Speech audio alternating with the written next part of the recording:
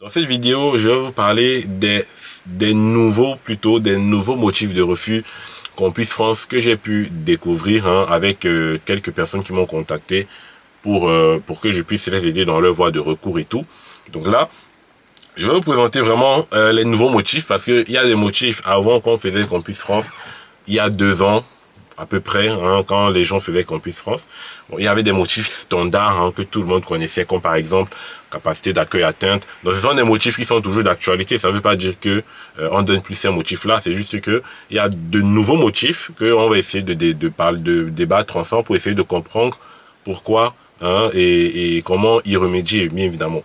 Donc vous avez par exemple capacité d'accueil atteinte, vous avez niveau insuffisant au regard de l'ensemble des candidats, vous avez le non-respect des prérequis. Donc ça, ce sont des motifs voilà, qu'on donne toujours et que nous connaissons tous. Donc là, franchement, il y a de nouveaux motifs.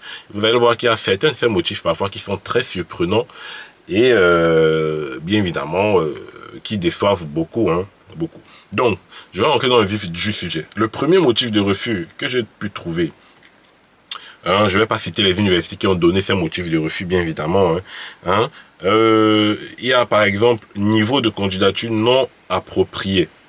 Demande à faire pour une intégration en master et pas en licence 2 au vu des résultats. La demande en licence 2 est une régression. Voilà le motif. C'est-à-dire, je reprends. Niveau de candidature, on va point à point. Niveau de candidature non approprié. Ça veut dire déjà quoi? Ça veut dire que vous avez candidaté. C'est un peu comme si vous avez candidaté à la va-vite ou candidaté sans savoir là où vous partez. C'est-à-dire, vous savez pas ce que vous voulez. Quand vous dites candidature inappropriée, vous savez pas exactement quelle formation vous voulez. Ça veut dire que par exemple, la personne ici, donc je vais continuer, demande à faire pour une intégration en master et pas en L2. C'est-à-dire que la personne, certainement, a validé sa licence et doit intégrer un master. Je ne sais pas si c'est un master 1 ou master 2. Ce sera encore pire si c'est un master 2. Si c'est un master 1, ça va encore. Mais, comment est-ce que vous devez intégrer un master, mais vous partez postuler en licence 2? Je vous ai dit, je vous avais déjà dit dans des anciennes vidéos, lorsque la régression est énorme, vous allez avoir des refus. Vous ne pouvez pas avoir une licence et aller repostuler en L2. Soit vous repostulez pour la même année de licence 3, vous repostulez pour cette même année pour revalider la licence, ou soit vous avez eu votre licence et que vous devez intégrer un master 1. À ce moment-là, si vous devez intégrer un master 1, vous postulez toujours en licence 3. Mais si vous êtes déjà en master 1, c'est-à-dire vous avez déjà suivi un an en master 1, et que par exemple vous allez choisir une formation en licence 2 derrière là, ça va vous causer problème. Moi, la régression, c'est maximum une année derrière. C'est-à-dire vous êtes en master 1, vous pouvez avoir une régression de maximum en licence 3. Vous êtes en master 2, vous pouvez avoir une régression maximum en master 1. Mais ne repartez pas en licence 3. Donc là, en fait, c'est ça le motif. La personne, en fait, a fait une grande régression qui lui a coûté cher. Ensuite, vous avez acquis insuffisant, entre parenthèses, connaissance, savoir-faire. Voilà, donc acquis insuffisant. Bon, c'est un motif qu'on n'avait pas souvent. Bon, ça ressemble un peu à niveau insuffisant, on peut dire. Donc acquis insuffisant, donc c'est-à-dire des connaissances, des savoir-faire, les acquis sont insuffisants. Donc ça, c'est assez clair, c'est-à-dire au vu des notes, par exemple, ils estiment que les connaissances de la personne sont insuffisantes. Bon, ensuite vous avez qualité du dossier inférieure à celle des dossiers retenus. Donc ça, c'est un motif qui ressemble un peu à celui où on dit niveau inférieur au regard de l'ensemble des candidatures. Bon, en vrai, qualité du dossier inférieure à celle des dossiers retenus. Donc ça veut dire que vous n'avez pas forcément un mauvais dossier, mais que il faut faire des choix. Pour les universités, c'est pas facile d'accepter des étudiants. Ça peut passer à quelques virgules près, parce que si ce sont déjà fixés des barèmes et que c'est à partir de 12, par exemple, je ne dis pas qu'on accepte à partir de 12, mais si ils se sont dit on accepte des étudiants que à partir de 12, si vous avez 11, si vous avez 11,75, 11,90, vous allez voir que ça ne va pas passer et vous allez avoir ce genre de motif de refus parce que, bien évidemment, vous n'avez pas forcément de mauvaises notes, mais parce que votre niveau a été simplement jugé insuffisant avec l'ensemble des candidatures reçues. Voilà. Ensuite, vous avez par exemple, niveau général. Le niveau général n'est pas satisfaisant au regard des études envisagées. Donc, niveau général non satisfaisant au regard des études envisagées. Donc, en vrai, ils vont regarder la moyenne générale. Par exemple, vous avez eu 10. Disons, vous avez 10 de moyenne en général et ils estiment que pour pouvoir réussir dans cette formation-là, il faudrait une moyenne générale de moins 11,50. Donc, voilà. Ce sont des notations, des barèmes qui vont se fixer pour pouvoir valider les dossiers. Vous devez savoir, ils n'étudient pas les dossiers comme ça. Ils ont des barèmes. Ils ont, à partir de 12, on regarde le dossier. Ensuite, on va regarder les matières fondamentales, par exemple. Ensuite, on va regarder,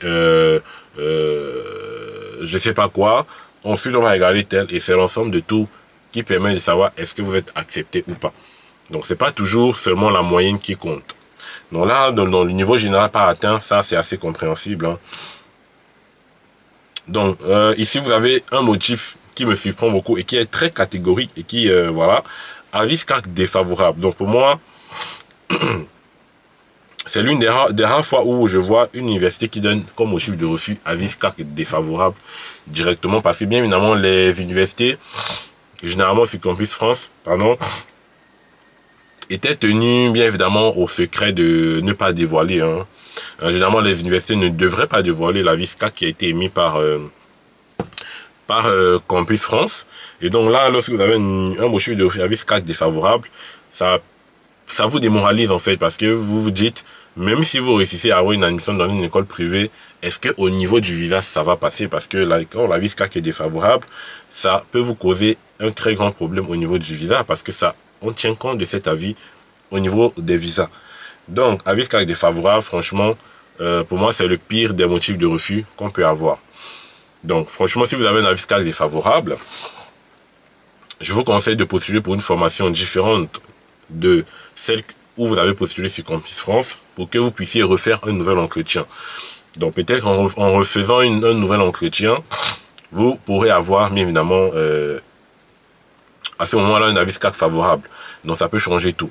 Voilà, donc lorsque vous avez déjà ça, franchement, c'est démoralisant et ça fait, au niveau du visa, ça sera aussi compliqué.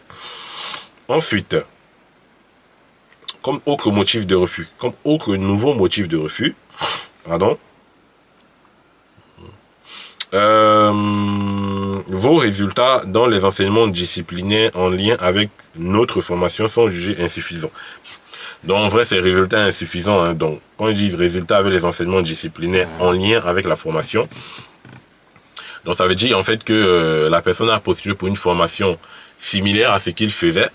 Et au regard des matières similaires entre ces deux formations, ils ont estimé que, bien évidemment, la personne n'a pas le niveau. C'est un peu comme si vous êtes, je sais pas, vous êtes dans une formation de... qu'est-ce que je peux dire? C'est un peu comme si vous êtes dans une formation de droit. Vous faites je ne sais pas si on fait l'économie en droit, mais supposons que vous faites du droit et que vous voulez postuler en économie. Ça veut dire que dans votre formation du droit, vous avez par exemple vu économie générale, économie d'entreprise, et que vous décidez, je ne veux plus faire le droit, je vais partir en économie. Bah, ça veut dire que quand vous postulez en économie, ils vont regarder le bulletin, ils vont pas seulement regarder la note générale, mais ils vont regarder la note avec les matières qui sont en rapport avec la formation où vous avez postulé. Donc vous avez postulé en économie, ils vont regarder vos notes en économie sur le relevé, et si vous n'avez pas de note, bien évidemment, vous allez avoir un refus. Donc ce sont des points où il faut souvent faire attention lorsque vous postulez pour des formations différentes ou similaires à ce que vous faites. Rassurez-vous que dans ces matières-là, vous avez à peu près un peu au-dessus de la moyenne. Donc, ça c'était pour celui-là. Et enfin, le dernier motif de refus, c'est... ouais, c'est un motif aussi très très surprenant. Par exemple, ils vous disent « Bonjour, en raison de circonstances exceptionnelles et indépendantes de notre volonté, l'UFR de de psychologie, bon voilà, n'est pas en capacité de conduire la campagne des demandes d'admission en deuxième et troisième année de licence pour la rentrée université 2024. Ainsi, votre demande d'admission ne peut aboutir et est automatiquement refusée. Les équipes administratives et pédagogiques mettent tout en œuvre pour permettre la réouverture de ces admissions en L2 et L3 de psychologie pour la rentrée universitaire 2025. Nous vous présentons nos excuses pour la gêne occasionnée. Voilà donc le motif de refus, parce que simplement la personne a candidaté pour une formation qu'il a vue sur Campus France, mais qui finalement n'est plus disponible ou qui finalement n'a pas été honorée, parce que lorsqu'on présente une offre de formation sur Campus France, elle doit être honorée. Mais vous avez un motif pour cela. C'est un peu comme si, au lieu de postuler à 7 universités auxquelles vous avez droit, vous avez postulé à seulement 6 universités. Parce que là, en fait, c'est un motif qui n'a pas de sens et qui vous fait perdre une université comme ça. Voilà. Donc, ce sont des choses qui peuvent arriver. C'est rare, hein, ce genre de motif de refus. Mais sachez que ça peut arriver à certaines personnes. Voilà. Donc, voilà à peu près les nouveaux motifs de refus qu'on a essayé de détailler. Donc, bien évidemment, les recours possibles, hein, c'est bien évidemment faire des écoles, postuler auprès des écoles privées, Parcoursup, Paris-Saclay. Voilà les alternatives, franchement, qui s'offrent à vous. Voilà.